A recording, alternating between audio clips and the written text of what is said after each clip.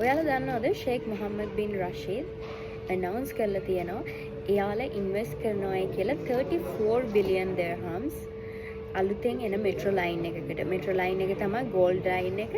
ඉතින් මේ වගේ 34 billion dirhams ඉන්වෙස්ට් කරන්න ඉකොනොමි එකක් ස්ටේබල්. ඉතින් මගේ ඉන්වෙස්ට්මන්ට් ඩුබායි වල ඉන්වෙස්ට් කරන එක සේෆ්ද?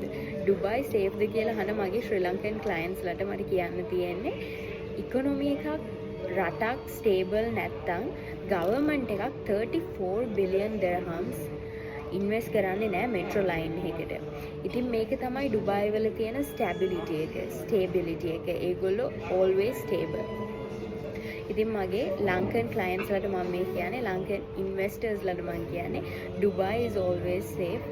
No need to doubt about Dubai economy or Dubai real estate.